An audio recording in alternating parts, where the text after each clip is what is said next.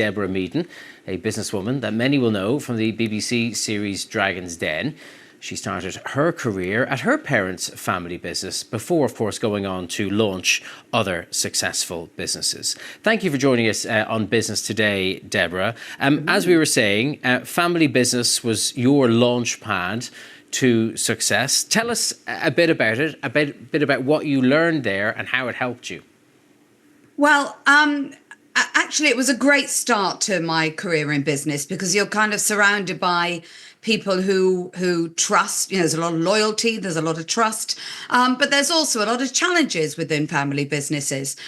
So I think it taught me how to sort of build the right relationships, how to surround yourself with people who you can trust, who you've got a lot of faith in.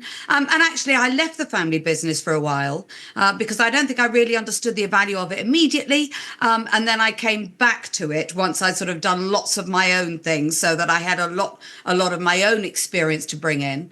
And I've got to say, it's a very strong structure and a very helpful environment to be working in, particularly in difficult times. For sure, no doubt. And that's an interesting path that you followed, where you went away for a while but came back. And certainly I've heard other, shall we say, entrepreneurs in family business having done that. How crucial was that to your personal experience?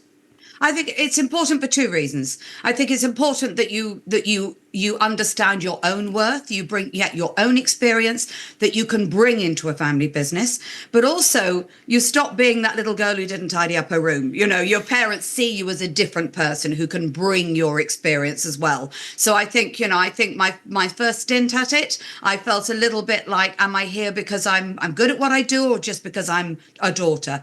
By the time I came back, I definitely knew the worth that I was bringing the business. You alluded earlier to the challenges of difficult times when a company needs to perhaps cut costs. How challenging is it to perhaps, tell your sister or your brother that they need to perhaps take a pay cut, or that their services might not be required? Well, so in our family business, it wasn't a problem at all. We were really very clear.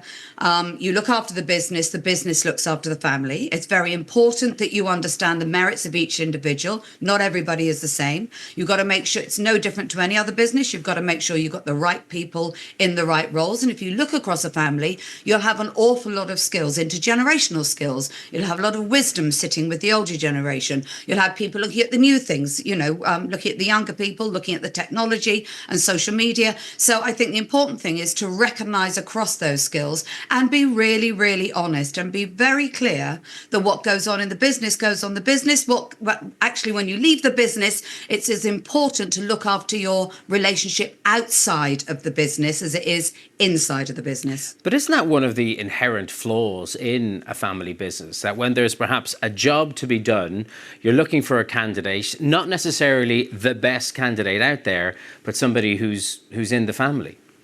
Well, certainly not in our business, and that isn't good practice. I mean, when you look across a family, you do need to identify their skills, but you also have to recognise that you won't necessarily have all the skills within a family.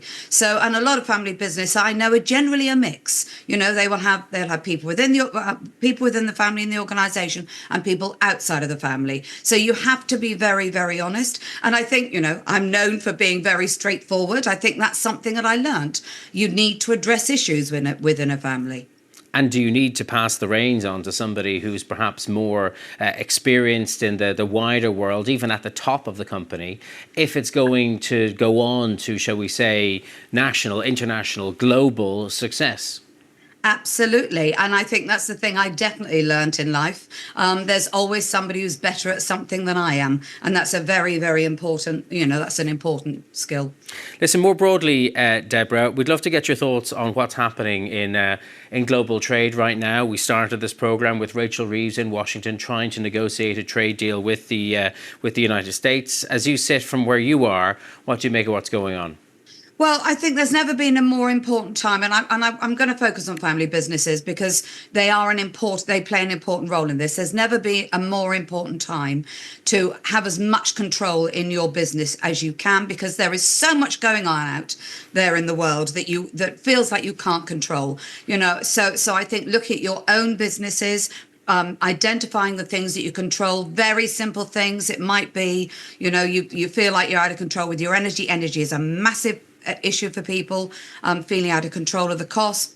Maybe install a smart meter, but look across your business, find the things that you can control, and also understand that actually the whole world is going to be in a state of flux for quite a while. So control what you can and actually find a way of being flexible so that when things are changing at the rate that they're changing at the moment, that you can respond to those changes at the right time. Some of them you shouldn't respond to immediately because we really don't know how this is going to settle. Deborah Meaden, we got to leave it there. Thank you for joining us on Business Today. Thank you. And you stay with us here on BBC News. He did tell us how he plans to navigate higher costs if it comes to that. Lowering prices and lowering quality typically doesn't work because customers figure that out really fast. You've heard the term shrinkflation, right? Customers hate that. If you do things like that, or if you change your recipes to cheapen your recipe, customers can taste that. They know it. And it usually doesn't work very well. So what you have to do is find ways to maintain, and this makes it very difficult, find ways to maintain the quality while bringing your costs down as much as you can. Well, Stephen Dacres is the first non-Japanese national to hold the top job as of next month. He said his appointment has nothing to do with the fact that the company is facing this foreign buyout offer. But he did also tell me about his background. His mother is Japanese, his father is American. So he said not only does he bring global experiences of working for huge retailers like Walmart as well as Uniqlo, but he also understands how things are done rather differently culturally in both Japan and the United States. Mariko Oi in Singapore, thank you very much. Well, the 7-Eleven company behind 7-Eleven, 7&I Holdings, was founded by the Ito family, which has historically been involved in its day-to-day management. And more broadly, it's estimated that family businesses account for an incredible 80 to 90% of all enterprises around the world.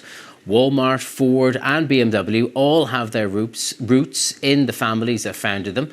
The largest 500 family businesses collectively generate $8.8 trillion worth of revenue and employ more than 25 million people. Well,